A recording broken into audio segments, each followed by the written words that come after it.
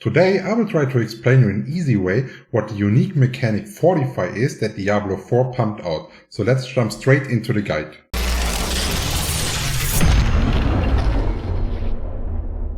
Little disclaimer to not waste anyone's time. If you're not playing a barbarian, a necromancer or a druid, this video will most likely not help you, as those three classes are the only ones able to fortify at the moment. Maybe this changes with future patches, but it is as it is for now. Let's start with how we can actually see if we are fortified in-game. And if we are taking a closer look at our health bar, we can actually see two different kind of red colors on the health globe.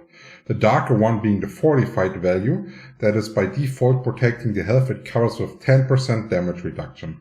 And on this picture we see the strong metal frame around our globe, giving us the full fortify value. Important to notice that fortify is not a barrier. That's two totally different things. But how to actually gain fortify?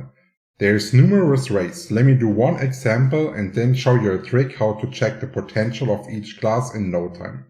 So here the skill Earthen Bulwark of the Druid is backed into the Preserving Earthen Bulwark, which allows you to gain 18% fortify of your base life. And now let's go over this build calculator from Lothric. There's a link in the video description where you can easily see everything that is, for example, fortify related. You will go down here in the search bar and you will just type fortify and everything is being highlighted with a green box that is associated with fortify, and this helps you easily figuring out all the different stats and in your building process. But back to the guide. I have just said 10% damage reduction is the default, and of course this can be increased in various ways. For example, you can place sapphires into your armor to gain up to 3% extra damage reduction while fortified.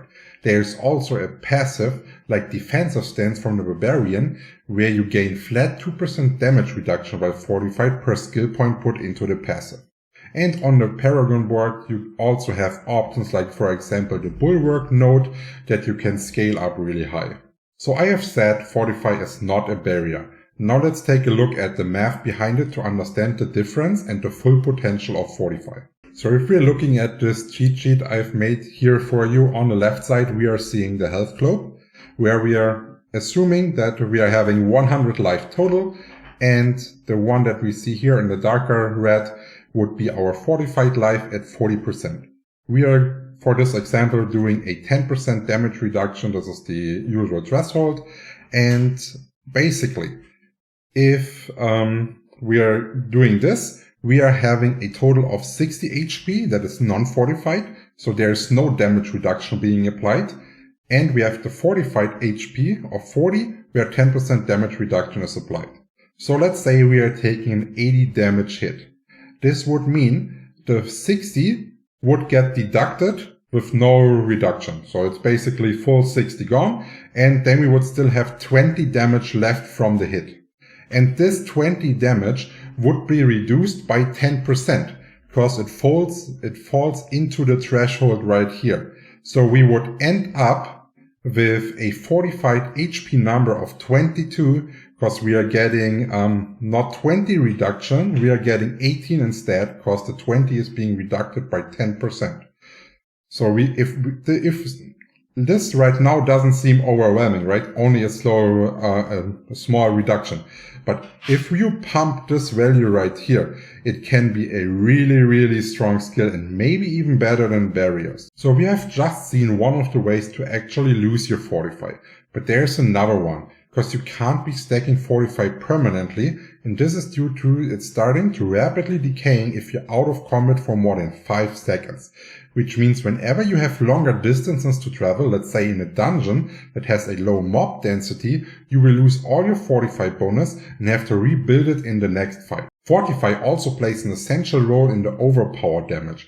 I have released a video about this topic yesterday and I highly recommend watching it as well to understand the full potential of the stat. And I also hope this guide was really helpful for you and it prevents you from doing bad decisions in your char building process. If you have any more questions, let me know in the comments. I will always answer everything in less than 24 hours. If you want to discuss your choice or builds, I highly recommend joining my Discord server to meet like-minded people.